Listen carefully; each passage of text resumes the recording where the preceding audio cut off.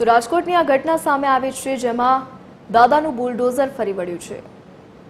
તો રાજકોટમાં સામાજિક તત્વો વિરુદ્ધ પોલીસે મેગા ડિમોલિશન હાથ ધર્યું છે।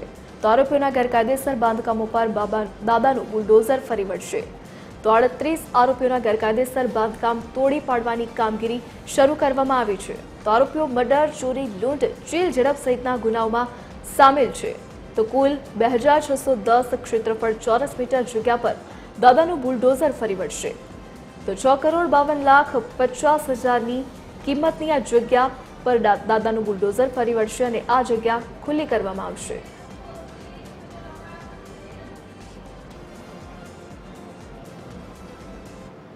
ગુનેગારોને કાયદાનું ભાન કરાવવા અને ગુનાહિત ઇતિહાસ ધરાવતા લોકોને આર્થિક રીતના નબળા પાડવા માટેનું જે દાદાએ બુલડોઝર શરૂ કર્યું હતું તેની કાર્યવાહી સતત રાજકોટ પોલીસ દ્વારા કરવામાં આવી રહી છે।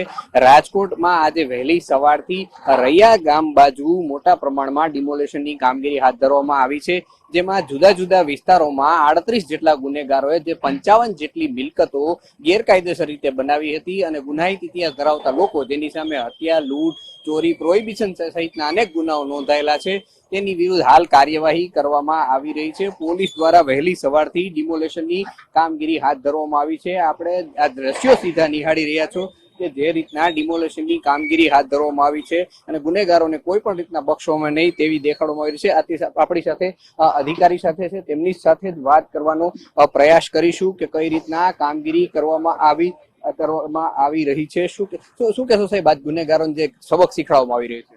માનનીય એચએમ સર અને માનનીય ડીજી સર દ્વારા અસામાજિક તત્વોની યાદી તૈયાર કરી એમના ગેરકાયદેસર બાંધકામ તોડવા માટે અને ગેરકાયદેસર વીજ કનેક્શન કાપી નાખવા માટેની સૂચના આપવામાં આવેલ હતી। આ સૂચનાના અનુપાલનના ભાગરૂપે આજે રાજકોટ શહેરમાં માનનીય CP sir Brajeshkumar Jha sir અને માનનીય additional CP sir Mahendra Bagadiya સરના માર્ગદર્શન હેઠળ યુનિવર્સિટી પોલીસ સ્ટેશનમાં 38 જેવા ગુનેગારોના 60 કરતા વધારે ગેરકાયદેસર બાંધકામ તોડી પાડવાની કાર્યવાહી અત્યારે હાલમાં ચાલુ છે। આ જે ગુનેગાર છે એ વારંવાર ગુના કરવાની ટેવવાળા છે। એમના વિરુદ્ધ હત્યાના પ્રયાસ, લૂંટ, મારામારી અને પ્રોહિબિશનના મલ્ટિપલ ઓફેન્સીસ રજીસ્ટર્ડ છે અને અમુક આરોપીઓ વિરુદ્ધ તો 10 કરતા વધારે ગુના પણ રજીસ્ટર્ડ થયેલા છે। એમના ગેરકાયદેસર બાંધકામ અત્યારે દૂર કરવામાં આવી રહ્યા છે। ભવિષ્યમાં પણ જે આરોપીઓ છે વારંવાર ગુના કરશે અને તમામ પ્રયાસો છતાં સુધરશે નહીં, એમના વિરુદ્ધ આ જ રીતે કડક કાર્યવાહી કરવામાં આવશે। કઈ કઈ ટીમો આજે સાથે જોડાણી છે? આજે પીજીવીસીએલ ની એક ટીમ, રેવન્યુ તરફથી મામલતદારશ્રીની એક ટીમ અને બાકી 116 કરતા વધારે પોલીસ જવાનોનો બંદોબસ્ત આજે આ ગેરકાયદેસર બાંધકામ તોડવા માટે રાખવામાં આવ્યો છે।